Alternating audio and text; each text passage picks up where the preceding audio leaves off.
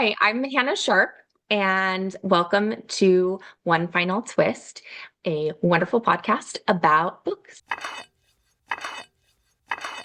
Today on One Final Twist, we are joined by author Hannah D Sharp, the author of Between Lies and Revenge, available now from Rising Action. Welcome. Thank you. Tell us a little bit about your book. My book, Between Lies and Revenge, has been out for almost 2 years now, and it is a book about lies and revenge. It is a female-driven story about two women who are morally ambiguous. They come together to achieve a goal. Both of them have their own goals, and there are lots of surprises, lots of twists. It is a thriller, domestic suspense, women's fiction. It is definitely female-driven. Very. I really did enjoy it, and my wife did too. Um, where did you come up with Olivia and Elle?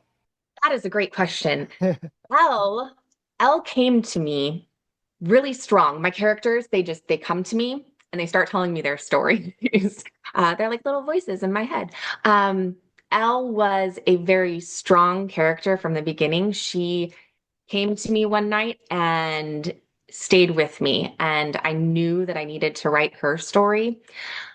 Olivia came after Elle when I realized that Elle needed a partner in crime who was softer and more aware of what's right and wrong, but could be pushed to the other side depending on what she needed. And Olivia is more of who I would be in this story. Elle is more of who I would want to be.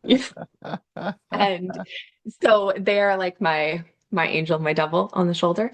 And they just they just came together for me over time, but they always they always belonged together, even when they were butting heads. Through all the drafts, through all the stories that I had for them, they just belonged together. And trying to create a story that fit them was really my goal. Yeah. When you were putting this book together, were you a plotter or are you a pantser? How did you approach it? Great question. Um, at the time, plotting was too hard for me. It might still be, to be fair, but I pantsed my first multiple drafts. They were actually on a completely different trajectory when I first started writing them. Um, they were spouses of spies, initially. And I don't write espionage. Ah, So after some great feedback, I went back and I reworked it and really thought about what their story actually was. But I am definitely a pantser, which means that there were lots of different types of versions and stories and revisions and things that got removed and things that got adjusted, which is part of the fun for those of us who do just write by the seat yeah. of our pants. When you were doing your revisions, was there a scene that you had to cut that t changed the trajectory of the book, or that you took out that you hated to take out, but you knew you needed to make that change? Oh gosh. Mhm. Um, there were so many scenes that I cut and new scenes that I had to draft. Um, I don't have one specific scene anymore was that I can say I still feel sad about.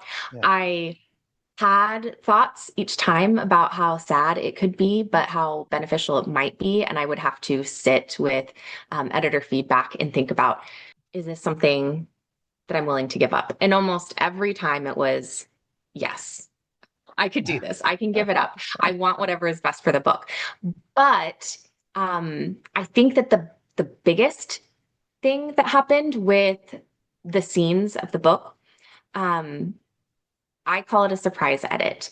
My editors came back to me very last minute after I had completed my final edit and said, I think we need to do more. I think we need to still work on the pacing of the first half of the book. Mhm. And they said, I think we just need to maybe rearrange some of the chapters. I think it could be easy if you're willing to do it. Nothing's easy in writing, right? This it's not.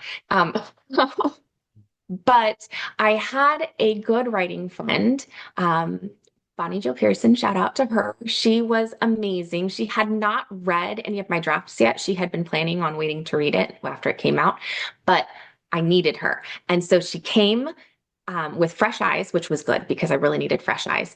And she went through the entire first half of the book with me. And we sat there with post-its on Zoom for hours and rearranged things and decided what do we need to cut? How do we need to create a brand new opening? I wrote 1001 new openings, not probably precisely, but Yeah.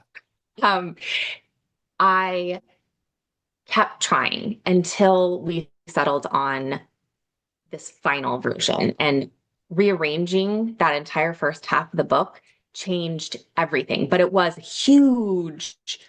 It was like we completely took apart the puzzle and put it back together again in a brand new way. And it made all the difference. And so I can say that um, I've cut a lot of openings that I loved, but it was all worth it. And I cut a lot of lines, individual lines that I loved, because in all the revisions, we had way too many words and Yeah. we had to bring it down. So What was your word count on your original draft? Do you remember? my original draft was either 83 or 89,000 Oh, okay. words originally. Yeah. And with the beginning edits, we originally thought we wouldn't need to do too many edits, but I went a little crazy. I was ready to make any changes to make it the best story it could be. And my editor said, it's okay if you add scenes, we can always cut words later. And I ended up with over 120,000 words in the editing process. And then we had to bring it down. And we didn't even bring it down as far as we wanted to. I think it's at 91 or 93,000 words, Yeah. something now, It's but it was it's tough. it's chunky, but it's a good chunky. I mean, it's very engaging. The story flows. It's and the schemes and some of the things that the ladies do in this book, um, they're kind of mind-boggling. I read a lot of books, and I don't want to give too much away about what they do, but they are some conniving women. Let me just say that. So Yes. I was doing a little bit of research into your background, and you have a emergency medicine. I am an EMT, and my wife is she's clinical manager over the largest ER in the state of Tennessee. How do you're working in emergency medicine? How did that help you write the characters? Is it stuff that you've seen or hear without violating HIPAA? Honestly, oh yes, no. Honestly, I think I've always observed people and their mannerisms and our behaviors, and I've always been curious about what pushes somebody to change their morals. Um, like what would be the thing that pushes somebody over the edge to do something that they would never do otherwise? Um, Emergency medicine, I always try to avoid my nursing or I don't know, it's escapism or something. I don't know. They say write what you know, and I avoid that, I guess. Um, I think that there was no patient or anything that really made me think of Yeah. these characters. Mm. I think that it's just a compilation of my 40 years of life and seeing all the different ways that people do things and just Mhm. being curious because um, I I am very regimented, I suppose. I don't know. I don't like to lie. I Mhm. don't like to cheat. I don't like to break any rules. I like to create additional rules for myself and I try to follow all of these things. And so my mind is always thinking about, but what if? Like, what Yeah. would you do? What would push you over the edge? And Mhm. without giving too much away, Olivia, she really wanted a baby. Like Mhm. that was her driving force. She wanted a baby and she did not have the money for it. She could not afford IVF. And um, she was willing to do anything for them. And I can relate to that. After we had our first son, our second child, it was very hard for us Yeah. to get pregnant with her. And it's funny because we were very lucky with our first, our second was very hard, and our third was a huge surprise. Uh-huh. So, so I know those different types of emotions from my personal life about Mhm. what it's like to be excited and relieved and to be worried and concerned and like all of that. I know what that feels like. And so to to write her was very much grounded in these emotions that I had gone through and hadn't Yeah. processed, even though I had been long past it.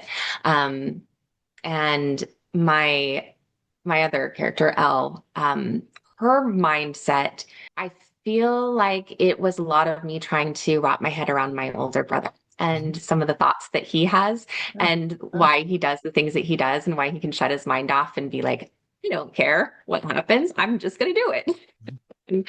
And um, so I think that in a way, Olivia and Elle were kind of the dynamics of me and my older brother and the things that we've gone through when we were growing up and such, Yeah. probably, I and not from my career as a Yeah. nurse. I think a lot of people will connect with these characters because my wife and I, we don't have any children, but we went through the same process as Olivia. You know, we just tried and tried and tried and tried and tried, and it just was not in the cards. It just was one was those things, and it was so emotional.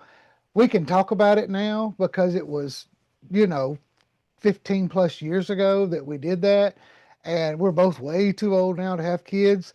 Uh, so, but as a guy, I'm able to understand that because what my wife went through with the PCOS and the struggles of to get pregnant. I truly can connect with her or understand her mind thought and me thinking, what can I do to make this work? You know, that was that really resounded with me in the book. When you were doing your research for this one, did you discover anything that was a surprise and were you able to use it in the book? Let's see. In terms of like IVF and Mhm. such, just since we're on that topic, um, the thing that I was actually surprised about, the differences in the way our healthcare system works in the US versus the healthcare system in Canada. And a couple of my editors are in Canada. And so then they would bring things to me that were different, and Mhm. then it would make me think. And I checked and checked and checked the research all the way through the editing process to make sure that I had things in there correctly. Um, and really to try to be cognizant of people who have gone through it Yeah. because I've had friends and coworkers go through the struggle of IVF and I I know that my husband and I we would have never been able to Oh yeah. do IVF. Yeah. Going through um, medical treatments with our cycles was the extent of what we could afford, and Yeah. that's a very emotionally driven time. It is very hard for people, and so Yes. I I did want to make sure that I had things correct. Yeah. And also acknowledge that everybody goes through a different kind of experience because throughout, even through the US, different clinics do different things. Hmm. And things change over time, how they decide to go through things. So trying to make it as accurate as possible while also being compassionate. Yeah. On the flip side, with Elle, I had to learn a bunch of things.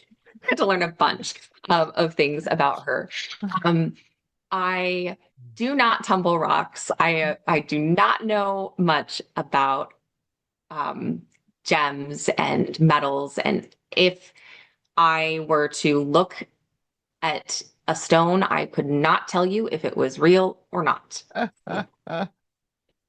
Oh. But I had to learn all of that for Elle. I had to learn about equipment and tools and the different things that they do. And I had to also learn about people who had been in trouble with the law Mhm.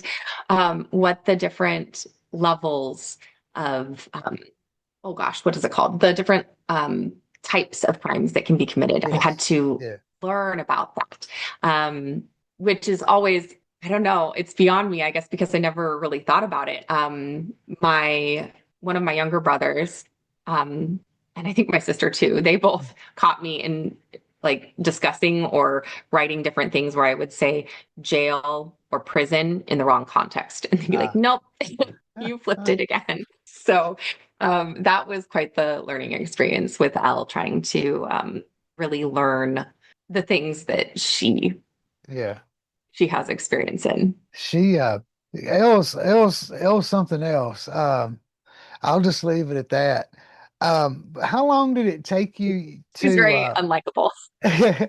how long did it take you to finish this from the time you started it until you submitted the final I'm done, we're good to the publisher? Mm. I think, let's see, before I queried the Hmm. publisher and got the Yeah. contract, um, I think it was 9 months. Okay. I want to say 9 months, maybe a year. I don't know. Now my mind is not so strong on remembering that part. No, no, that's fine. It was a 2 year process after we started the edits for it to be published. Yeah. Um, but I do know that I sat with the characters for a little while. Um, and I had started one draft that, like I mentioned, the spies, and that got cut, and I started over. And so I think from start to finish, it was just over 3 years, Just three or over so 3 years. years. Yeah. What are you working on now? Do you have anything in the works? Oh, yes. Okay. It's a lot slower. I used to write faster, and I think that that sophomore book thing is real. That I it caught me off guard. I have been very slowly writing and trying to figure out which book to move forward with, but I think that um where my heart has been and when I am able to write amidst the busy schedule with the kids and the work Mhm. and all of that, I have been working on a rom-com thriller kind of blend. I think I don't even know how to a dark rom-com with yeah, some interesting characters. Okay. Um I have an idea for a trilogy and I've kind of worked on all three of them. And so just playing around with it. I actually have a full rom-com drafted that I was going to submit to the publisher. And I decided to hold off on it because I want to rewrite it and work it into this trilogy idea that I have of my three women who are friends through Yeah. various means Okay. of their kind of criminal-esque bacteria. Um, Mhm. What would the success mean to you as an author? What would you consider success? I would consider success in probably in the terms of people enjoy Hmm. my books. Hopefully, there will. I'm working on writing, but writing's been slow. I'm not as fast as I used to be. Um, I want people to enjoy my books. I think that that is really the big marker of success. I know Hmm. some people have this dream of making it big, and I think that's reasonable. I do too. Like, let's make it big, but Yeah. That's not my idea of success. My idea of success is having a book that is enjoyable for the majority of people. For people who don't enjoy it, I want them to close it. Don't force yourself to read a book that you don't enjoy. Life's too short. There are so many Yeah. books. Yes. Read the books you love. Hmm. Um, but yeah, really just to be able to connect with somebody and then to have somebody say that it made them feel in a certain or they felt connected to it. I think that that's the most important, especially after having published. Those are the biggest moments when somebody reaches out to me and says, I loved your book. It made me feel this way. Yeah. Or I felt like I connected with this character. And just, that's the best. That's the Yeah. best thing to me. What are you reading right now? Um, right now, I am reading a rom-com. Ah. Can't remember the name of it. It's almost done. Little Miss Petty, that's what it's called. Little Miss Okay. Petty is what I'm reading right now. I do a lot of audiobooks. That's how I Yeah. mainly consume Yeah. my books. I am looking forward to Mom Brain by Nicole Hackett. It comes out on Tuesday. I am so excited to read it. I have an e-arc of it, but I want an e-arc is an advanced reader's copy for anybody who Yeah. doesn't know. Yeah. But um I want the audiobook. Mm. Um the narrator is an excellent narrator and I'm so excited for it. So I'm just waiting until Who Tuesday. who's the narrator? Do you remember? Oh my goodness, I'm so terrible with names. I could tell you though, let me look real quick That's fine. because it is she's a good narrator. It is Saskia Marleveld. I don't know. I Oh, probably yeah, butchered the last name, but I know. I'm familiar. Who did yours? Who did your audiobook? my audiobook was, I'm gonna have to look. I Mhm. know them. I know them well. Their voices are beautiful. Yes. Um, and one of the narrators, I've heard her in multiple books, and I always love her. But I don't want to mess up their names because one of them has a name that sounds like an old. Oh, yep. This is why. Because one of the narrators is Meg Price, Mhm. and I always want to say Meg Ryan. No. Meg Price did Elle, and Imani Jade Powers, she did Olivia, Yeah, and they both did a fantastic they job. did. They my characters just Because like I wanted them to. I listened to the audiobook also. I read the book and then to get refamiliarize myself with it, I listened to the audiobook in about a day. Um, and they do a really good job. When you get a good narrator that uh, they just bring the characters to life, and it's just yours did really really good. Yes, they So, did. just a couple of fun questions. If you're stranded on a desert island and you happen to have a record player and an album, or a record player and a book. So, what album would you take, and what book would you take? Oh, the music part is harder. Um, I any record, if it's a mixed record Mhm. or if it was just their record, with the Google Dolls, they have Oh yeah, Iris. I love yeah. that song. I need that song. I need that song in book format. So I guess that one. Here I have the book. This is the book that I would take with me because this book also encapsulates that song, which is funny that it just kind of goes together in this question. Um, Savannah Royals by Lindsay Barrett. Uh-huh. This, I used to have some favorite books from childhood and Mhm. such that I loved. And then this one took its spot. And I constantly think about this book. I love this book. I have read it multiple times, and I normally don't read a book more than once. It is fantastic. It is kind of historic, like a historical romance. It's funny. It's also thriller-esque, criminal type, morally ambiguous female character. I'm making a note of She it. also does jewelry things. Ah, okay. So good. Is Lindsay with Barrett is an amazing writer. I with love it with it being said Savannah? Is it set in Savannah, Georgia, or is that just part of the it. characters? Yes, It's in it's a bit Savannah. in Georgia. That is Mhm. my favorite town in the United States is Savannah, Georgia. Is it? Um, I've never been, but I want it to go is, after I it read this is, book. it is gorgeous. I've read like three books this year set in Savannah. I didn't set out to do it. It just happened. But my wife and I went on I believe it was our second anniversary several years ago.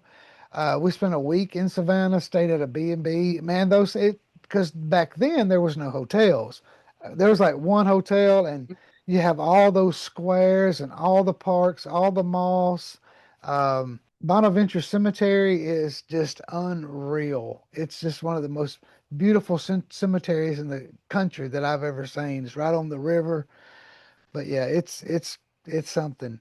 If you could go on a road trip with an author, who would it be, and what would your first question be? Dead or alive, it doesn't matter. Mm.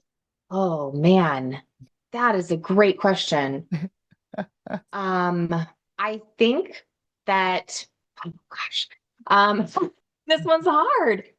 Um, I'm thinking Rachel Kapelke Dale, she is one I would probably like to sit with and pick her brain because she writes beautifully. She writes so well. And her characters are so morally ambiguous because I Yeah. guess that's the term of the day. She has some really great female characters. Yeah. And I would love to pick her brain and to understand her thought processes. What would my first question be? How do your characters come to you? That would Mhm. probably be my first question because then it would drive all the other questions. If our listeners and viewers want to connect with you on social media, what channels are you on and what are your handles? I'm not really on X, Twitter. I'm not on that anymore, really. I used to be all the time. That would be the best place in the past. But nowadays, Instagram, and I am at Hannah D Sharpe Okay. with the E at the end. And that's really, yeah, Instagram is really it. Okay. I don't go on the others anymore, really. Um, my website is the same, or I'm sorry, just hannadsharp.com. Hmm. Send me a message through there Yeah. and If I'll get back. do you have a local bookstore that people could get signed copies, or are they on your website if they're interested in that? Ooh, great question. Um, I have a local bookstore, Mhm. Lakeside Books in Lake Stevens, and I usually try to keep a signed copy there. I'm trying to think. There should be some signed copies at Third Place Books as well. Third Place is a Seattle bookstore. There's three locations and they do shipping. And so usually, I think, I don't know if they still have signed copies. I'd have to go down and double check, but Okay. they've had signed copies, and that's who we did our my little book launch Okay. party at Third Place Books. They're wonderful too. So yeah, Is Lake Stevens, is that in what Lake state? Stevens, Washington, Washington. Okay. Washington State. Is there anything that you'd like to talk about that I didn't bring up? I think we talked about everything. I think we talked about everything. Please read my book. You have if you have any emotions about MLM direct marketing companies, as a woman, if you've ever experienced any kind of situation with MLMs and you have any unresolved feelings about it, read my book. It might help Yes. you to let go for yourself. If you love MLMs, consider maybe not reading my book. You might not enjoy it. So, yeah. So everybody needs to pick up Hannah's book, Between Lies and Revenge. It's available from Rising Action. Thank you to Ash for connecting us and getting us together to have this conversation. Y'all check this out. It is very much worth reading. I highly recommend it. Thank you for joining me, and we will talk to you later. Thanks for having me.